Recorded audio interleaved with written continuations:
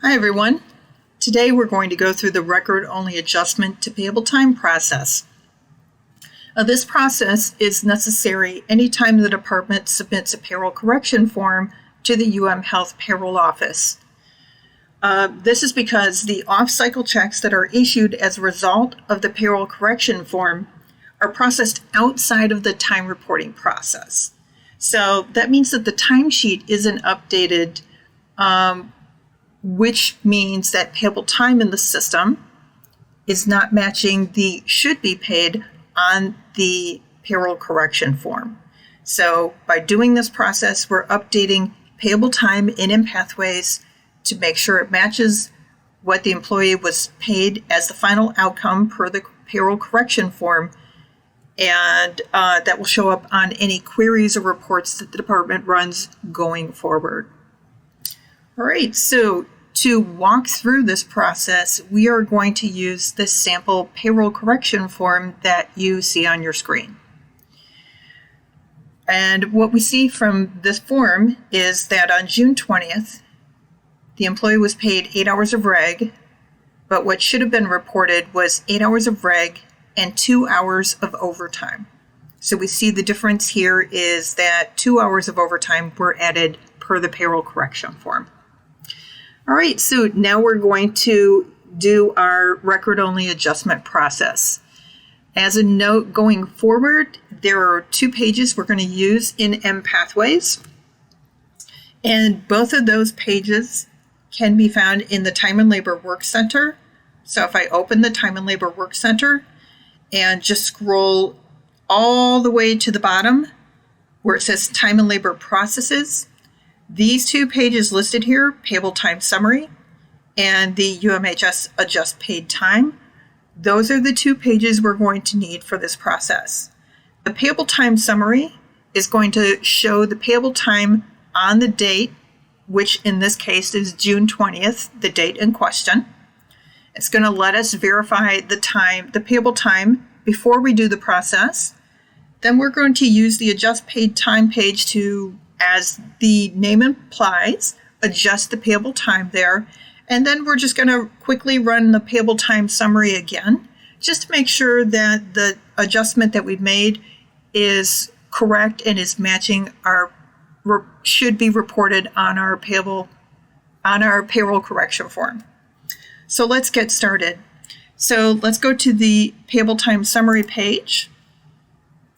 And from here, we are going to input the employee ID number and click Get Employees. Employee will come up here.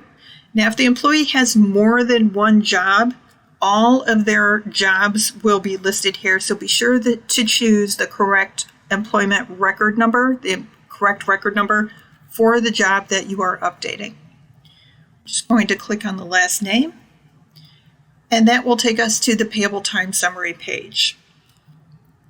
So what I need to do here is, we can see that the start date here is July 1st. I'm going to click on the calendar and I'm going to choose June 20th since that is the date that we are updating. So I've chose June 20th. You can type it in also. I just find it's easier to select it on the calendar. And now we're going to hit this green refresh button here.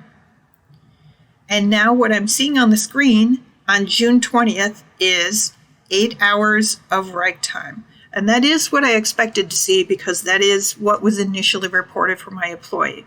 So I know that 2 hours of overtime, which is what the employee should have had reported, should be listed here. They're not here, so I'm going to go through the process of adding them, which is very simple.